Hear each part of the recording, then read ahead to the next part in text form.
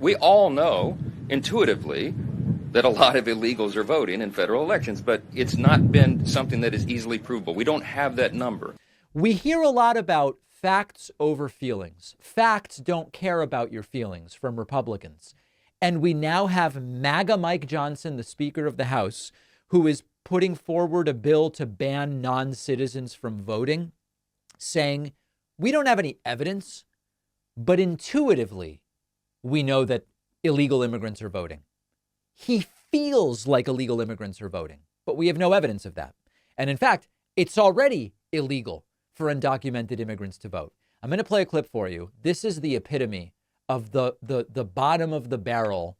It's just what we feel stuff from Republicans. The question is hard to hear, but you're going to hear Speaker Mike Johnson say, we know intuitively that undocumented immigrants are voting. I don't really have any evidence, but we just know it. Saying that there are currently non-residents voting in federal elections, and if that's what you're saying, then you have an estimate of how many.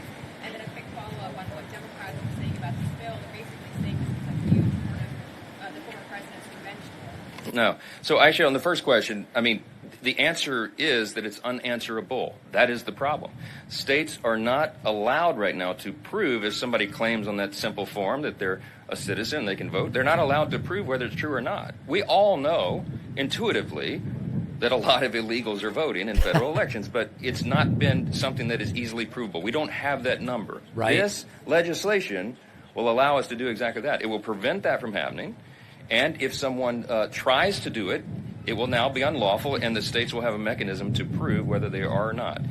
It is already against the law to vote or to try to vote if you are an undocumented immigrant, or big picture, if you're just not a citizen. You could be a legal immigrant. If you're not a citizen, you still can't vote, and it would be against the law to try to do so. So I can translate what he's saying. We have no evidence. We can't prove anything. We made it all up. And we, the Republican Party, regularly spend a lot of time on things that do not exist. Do not exist. We need a law to stop this really scary thing that we have no proof is happening whatsoever. And remember that we have facts on our side. It's not our feelings versus their feelings. It's multiple state governments have done investigations to find evidence that non-citizens are voting. The Trump campaign hired Ken Block to investigate it. We interviewed Ken Block. Ken Block said, we found no evidence of it.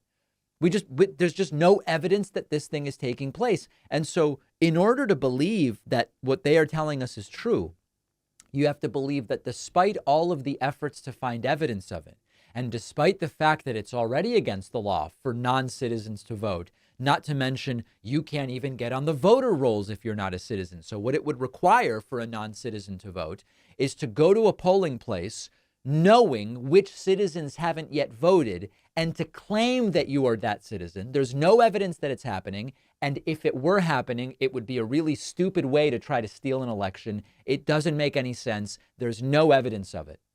But intuitively, they know that it's happening.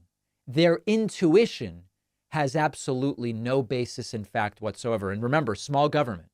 Their principle is we are small government conservatives. Government should only be involved when it is abundantly clear that government must be involved because there is no other solution.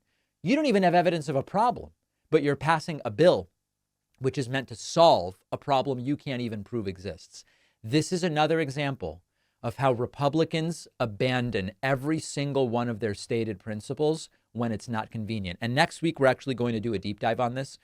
We've been working on it for a little bit. We are going to do a deep dive on what does conservatism, there's no conservatism left in the Republican Party. That's the point. But what does conservatism claim as its top line values? And is the modern Republican Party adhering to those stated values? I'll preview for you that the answer is no, but we're going to do a deep dive and look at all of the examples. So let's hear from a sponsor or two. Literal brainworms for RFK Jr., an incredible story, but real, incredible and real, after this very short break. It is time to start thinking like voters and to make sure that kids understand the importance of voting, how it works, registering, ballot initiatives, because so many kids just have no idea. That's why I wrote the new children's book, Think Like a Voter. I can think of no better time and no more important group of folks to try to reach. The book is now available at davidpakman.com/book, where, by the way, you can get the first 2 books in the series as well. Think Like a Detective and Think Like a Scientist. Really important stuff. Donate them to local libraries, classrooms, read them with the kids. davidpakman.com/book.